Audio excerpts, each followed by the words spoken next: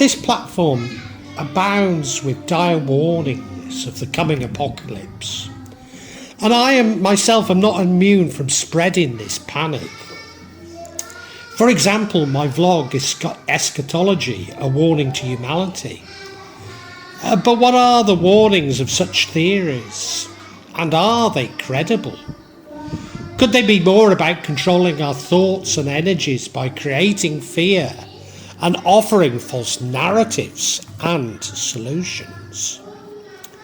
Societal or civilizational collapse is the fall of human society, characterised by a loss of cultural identity and social complexity as an adaptive system, the downfall of government, the rise of violence.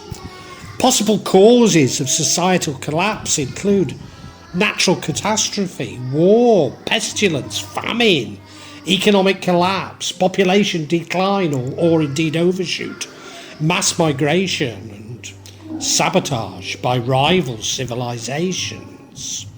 A collapsed society may revert to a more primitive state, be absorbed into a stronger society, or completely disappear.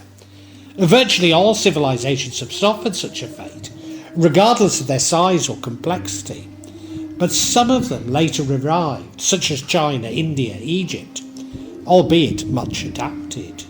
But some never recovered, such as the Western and Eastern Roman empires, the Maya civilization, and the Easter Island civilization.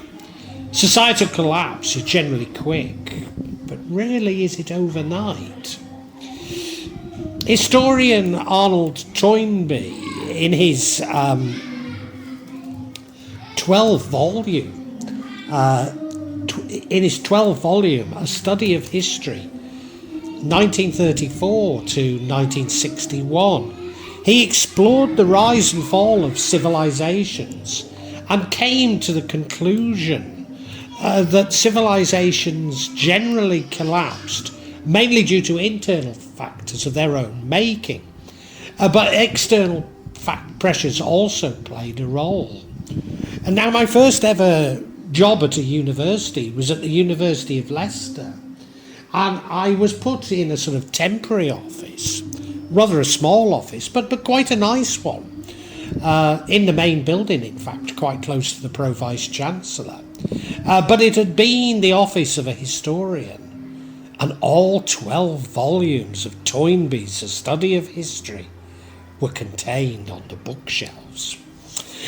Toynbee theorised that all of civilization passed through several distinct stages: a genesis, growth, times of trouble, universal state, and disintegration. Although often his works read more like Christian morality than historical fact, but he was something of a pioneer of civilization collapse theories.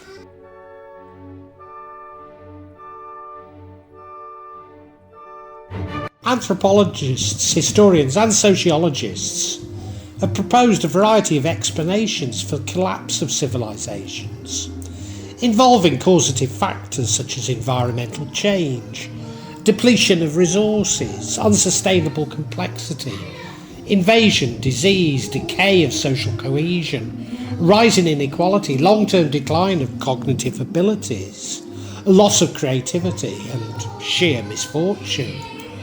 However, complete extinction of culture is not inevitable, and in some cases the new societies that arise from the ashes of the old ones are evidently its offspring, albeit less sophisticated.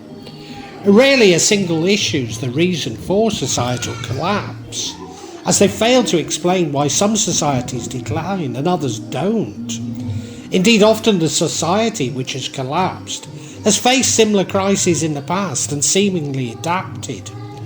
Thus, in recent years, more compound explanations have developed, such as cognitive decline and loss of creativity, proposed by anthropologist Joseph Tainter in The Collapse of Complex Societies, 1988.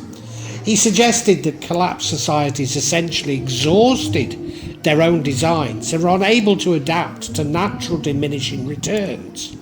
for what they knew to be as their method of survival. As some of you will be aware, I've regularly argued that the Enlightenment has run its course and that we seem to have lost the will to innovate. Certainly the British public sector, which I know very well, has been so starved of resources through neoliberal policies that much has lost the will to continue. Social and environmental dynamics, as population grows and technology makes it easier to exploit depleted resources, the environment's diminishing returns are hidden from view. Societal complexity is then potentially threatened if it develops beyond what is actually sustainable, and a disorderly reorganisation were to follow. In this age of limbic capitalism, goods and services are not developed for their utility to humanity, but ability to dictate it. Energy return on investment, political scientist Thomas Homer Dixon and ecologist Charles Hall proposed an economic model called energy return on investment, or EROI, which measures the amount of surplus energy a society gets from using energy to obtain energy. Energy shortages drive up prices and as such provide an incentive to explore and extract previously uneconomical sources, which might still be plentiful, but more energy be required, and the ERI then is not as high as initially thought. Tainter warned that in the modern world, if the supply of fossil fuels were somehow cut off, shortage of clean water and food would ensue, and that millions could die within a few weeks.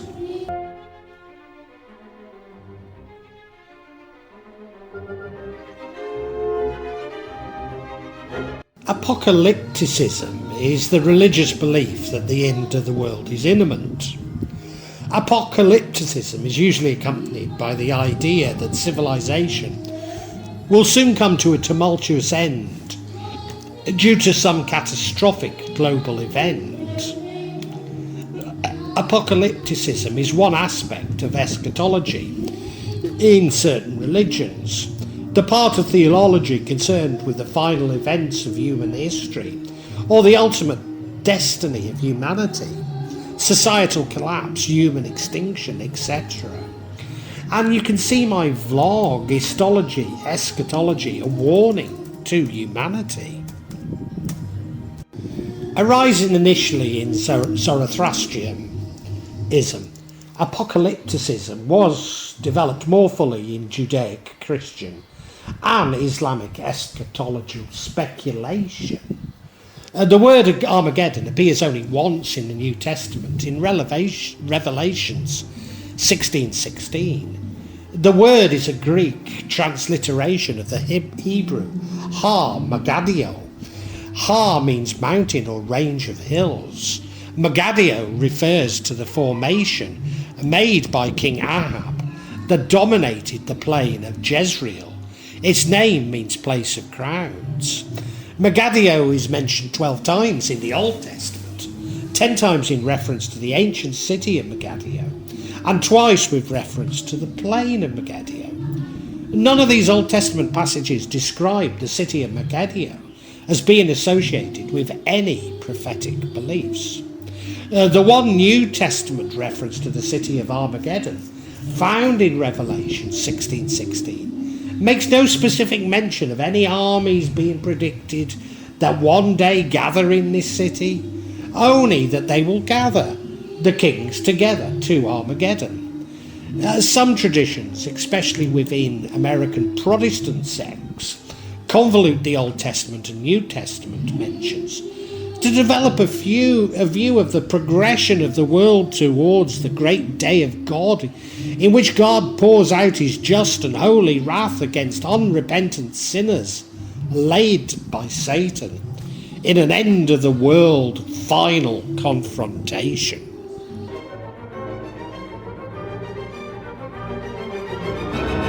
In Islam there's a similar tradition, the Malhama Al-Kubra, and it's detailed in multiple hadiths, but critically not in Al-Quran itself. Al-Quran does describe the Day of Judgment, known as Yawm al-Qiyāmah. The Day of Judgment is characterised by the annihilation of all life, which will then be followed by the resurrection of the dead and the judgment of God. The basic narrative from these hadiths is that a battle is said to occur after the Muslim and Christian Romans victoriously fight alongside each other against a common enemy. Following the victory, a conflict will break out in which a Christian claims that the cross brought them victory. A Muslim in response claims that God brought them victory and proceeds to destroy the cross, which leads to further reprisals from the Christian side. This culminates in Malhama Al-Kubra, an apocalyptic battle so intense, according to some hadiths, that were a bird to pass their flanks, it would fall down dead before reaching the end of them.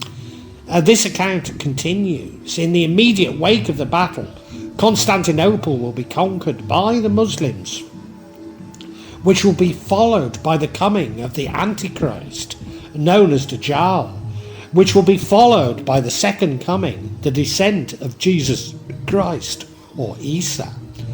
He kills Dajjal, the swine, abolishes the jizya tax, and destroys the cross. He will follow the religion of Muhammad and will pray behind the Mahdi. Thus, it is pretty explicit how the whole notion of Armageddon has been hijacked by those minority sects within Islam who see religion as some sort of competition. That in creating anti-Christian fantasies, they're some way being good Muslims, when to me it is the complete opposite. Certain places are significant in Malhama Al-Kubra narrative cycle. One significant location is Dabiq in Syria, where many texts say it will take place. Alexandria, Egypt, Damascus and Jerusalem are also significant places in the prophecies. Unlike Christian views of Armageddon, a whole fantasy has been created about the end of days, which can only vaguely be referenced back to the scriptures. Reminiscent of the hierarchies of angels and jinns, which I also find so dubious and indeed potentially destructive.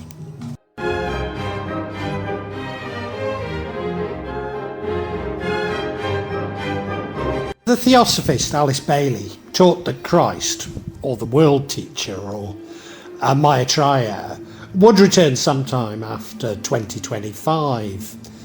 I suppose this is the New Age equivalent of the Christian concept of the second coming of Christ. In fact, I've already issued a vlog on Alice Bailey called Global Luciferians, if you want to learn more about this. As you know, I tend to be critical of Theosophists, and especially Alice, as they are really far from conspiracies that have influenced the far right. More recent interpretations of an apocalypse, and sometimes merging with Christian notions, are those from the US far right. The inspiration for this accelerationism has been identified as American Nazi Party and National Socialist Liberation Front member James Mason's newsletter, Siege.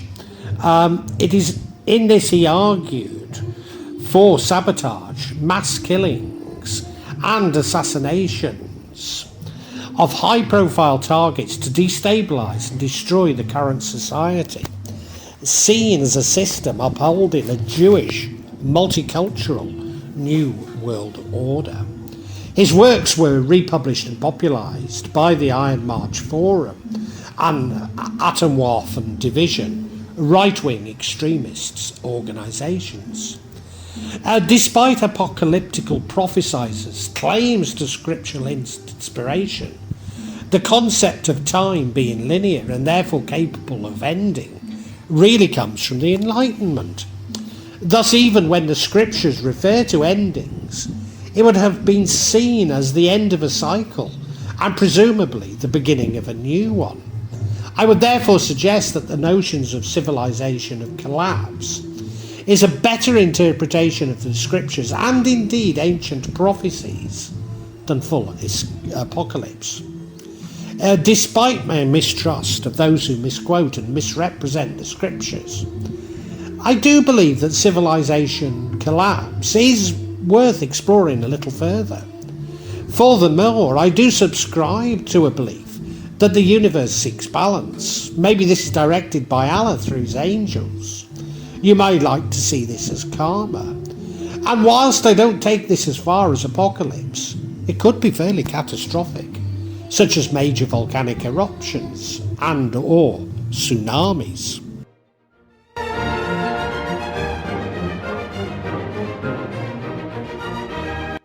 Returning to societal collapse, Toynbee argues that as civilizations decay, they form an internal proletariat and an external proletariat. The internal proletariat is held in subjugation by the dominant minority inside the civilization and grows bitter. The external proletariat exists outside the civilization in poverty and chaos and grows envious.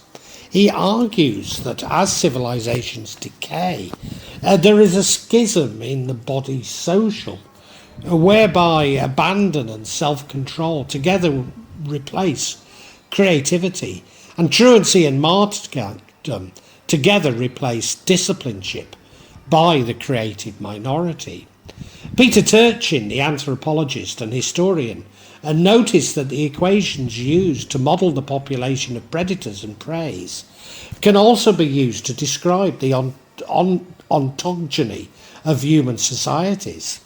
He specifically shows how societal factors such as income inequality were related to political instability. He found reoccurring cycles of unrest in historical societies such as ancient Egypt, China and Russia. As society starts out fairly equal, its population grows and the cost of labour drops. A wealthy upper class emerges and life for the working class deteriorates. As inequality grows, a society becomes more unstable, with the lower class being miserable and the upper class entangled in infighting, exacerbating social turbulence, eventually leading to collapse.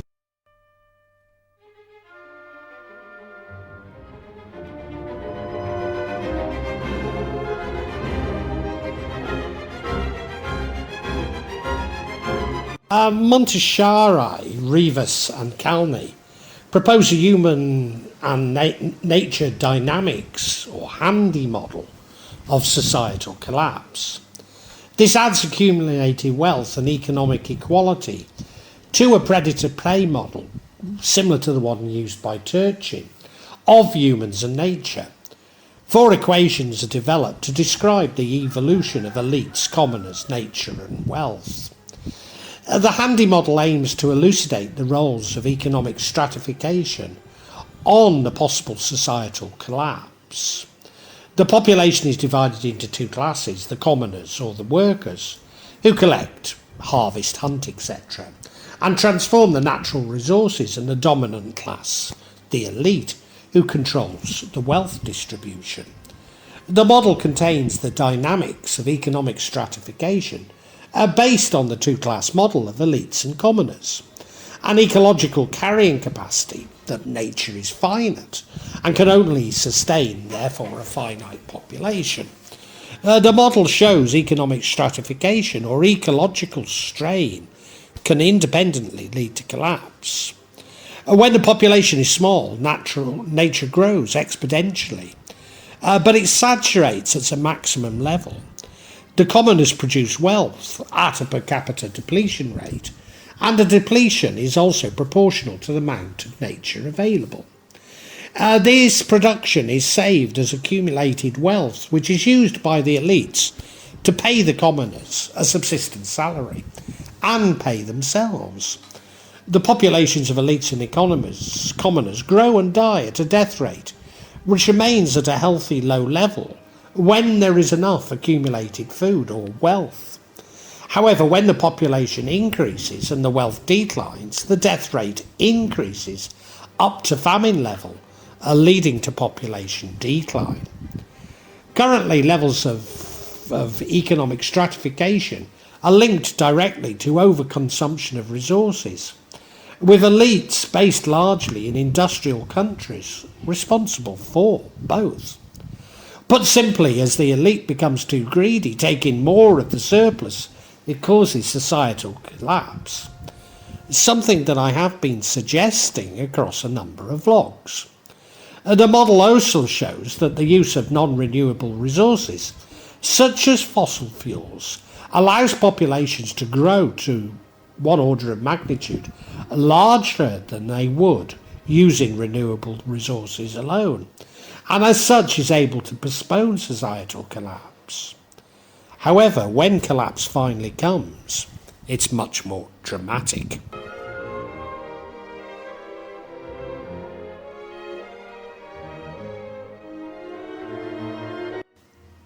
I have to say I rather like the handy model, whilst not completely uncritical of it. Of course, I spent many years of my life constructing econometric models, which again I was enamoured with, even though not totally uncritical of them. But we need to recognise that, like my econometric models, it's only a model, a simplification to allow us to consider complex relationships and interaction. The two major assumptions of the model are open to scrutiny. First, that ultimately nature is finite and can only sustain a limited population. Such Malthusian ideas have been discredited by Western economists, who would argue that technology raises efficiency.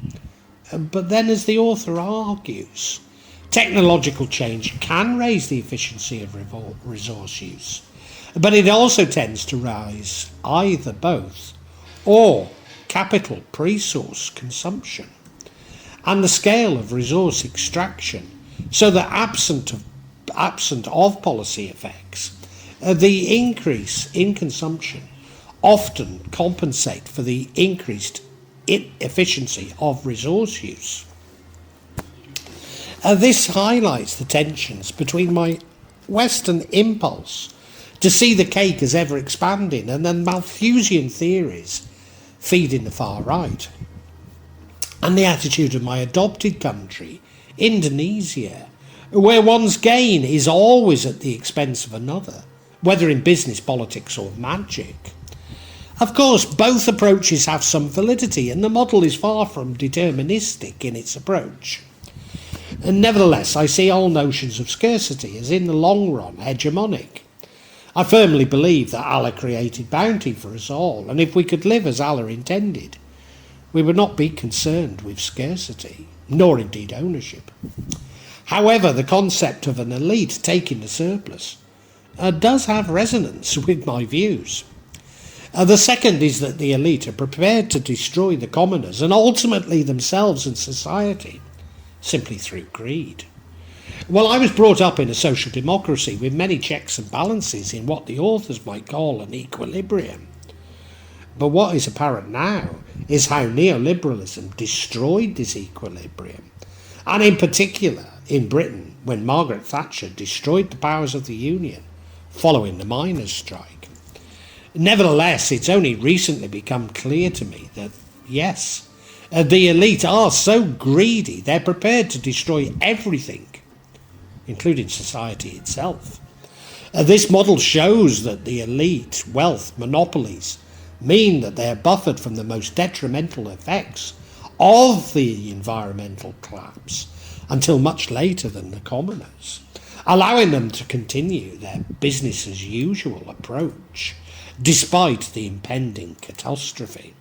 The same mechanism, they argue, could explain how historical collapses were allowed to occur by elites who appeared to be oblivious to the catastrophic trajectory, most clearly apparent in Rome and the Mayan civilizations. Indeed, I recently listened to an economics vlog in which it was argued that the elite would use automation to produce luxury goods for other members of the elite, but nothing else, and making commoners completely redundant. Instinctively, I know that this scenario breaks a fundamental principle in economics, but I cannot for the life of me think of what it is. And nevertheless, from a moral point of view, I have to ask, what is the point of economics, economies, and business if they're not to provide for humanity? Indeed, what is the point of the elite if... Oh yes, what is the point of the elite?